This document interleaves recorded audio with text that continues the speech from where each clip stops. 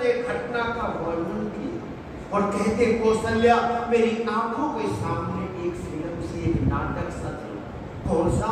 कि चढ़ती जवानी में था और मैंने धनुर्विद्या को सीखा, शब्दवेदी विद्या को सीखा, नित्य अभ्यास से बढ़ाया।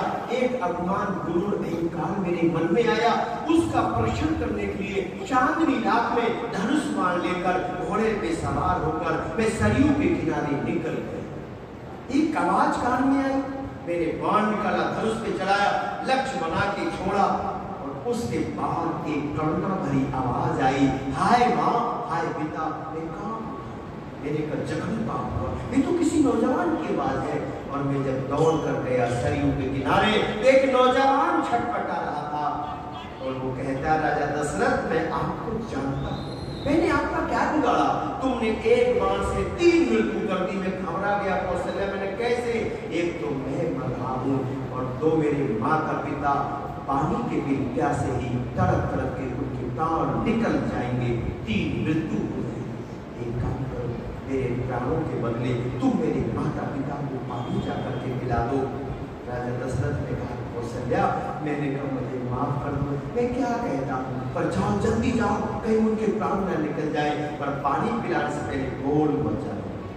मैंने जल लिया, उस पात्र में जो उस सरयू पर हिलोने ले रहा था मैंने भरा, कंपन थी, जल छलक रहा था। बकाया पीपल के पेड़ के नीचे बैठे, पैरों की आवाज आई, आ गई, दोनों चौके, बेटा शरबत आ गए, जल्दी आए, बस प्राण निकलने वाले ही है, सांसें भी मुश्किल से आ रही है।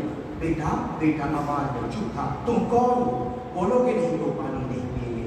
मुझे सत्य का वर्णन करना चाहिए। राजा दशरथ आपका बेटा मेरे तीर से धोखे से खत्म हो गया। उसकी माँ मेरे सामने खड़ी हुई और खड़ी होकर कहती, हाय मेरे बेटे शर्मन, हाय मेरे बेटे, बेटे मैं किसके लिए अभी होगी? और वो धरा पर गिरी और कौशल्या मेरे सामने ही हो गई। लेकिन उसके पिता ने कहा, लाओ ये लोटा मुझे दे दो। मैंने सोचा एक बच जाएगा, पाप से बच जाऊंगा, पर उसने जल लेकर अंजलि में लिया और मेरी तरफ देखते हुए एक बात कहता है, मेरे पुत्र के प्राण को लेने वाले न सुख पाएगा दुखी हमें देने वाले। मेरे पुत्र के प्राण को लेने वाले न सुख पाएगा दुखी हमें देने वाले। मेरे पुत्र के प्राण को लेने वाले न सुख पाएगा दुखी हमें देने वाले।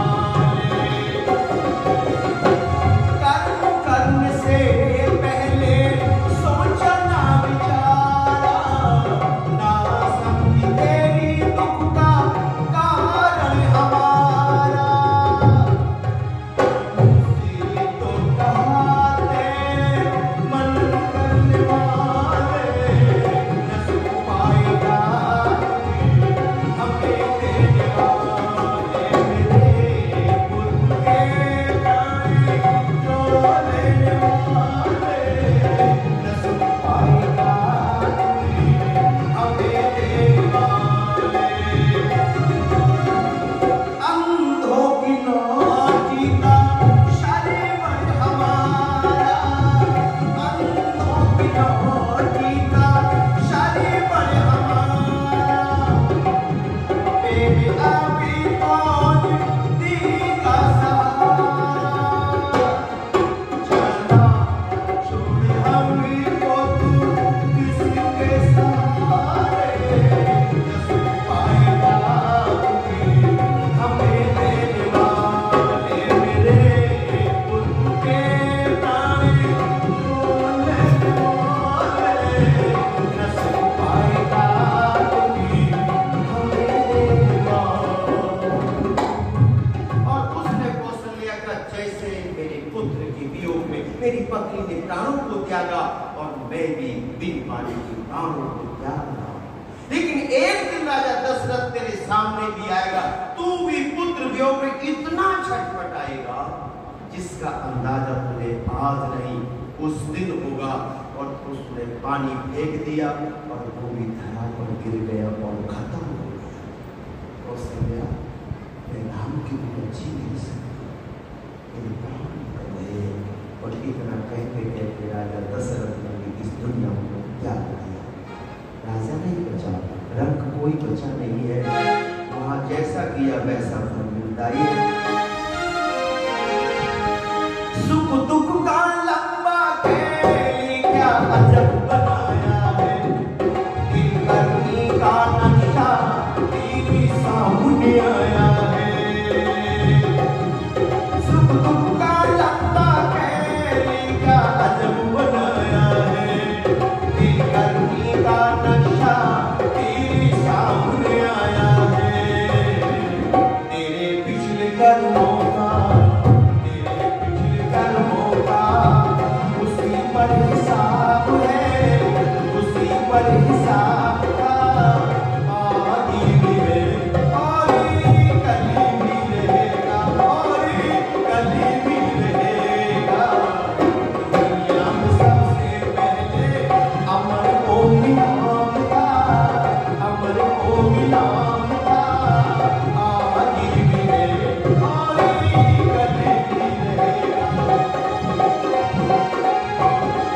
मानव मत करीब मान, एक दिन जान निकल जाएगी।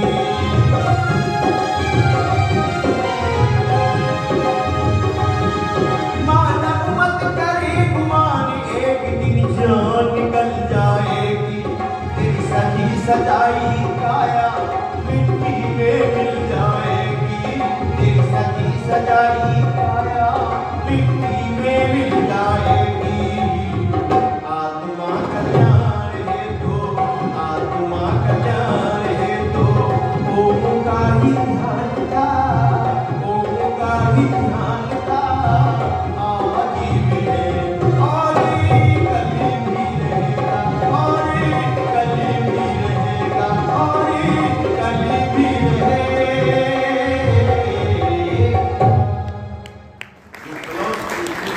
इस धरती के एक बड़े महामानव हुए जिनका नाम था जगत गुरु महर्षि ज्ञानंद, और उन्होंने सत्याग्रह प्रकाश के 90 समोल्लास में कर्म फिलॉसफी को इतना सुंदर से दर्शाया।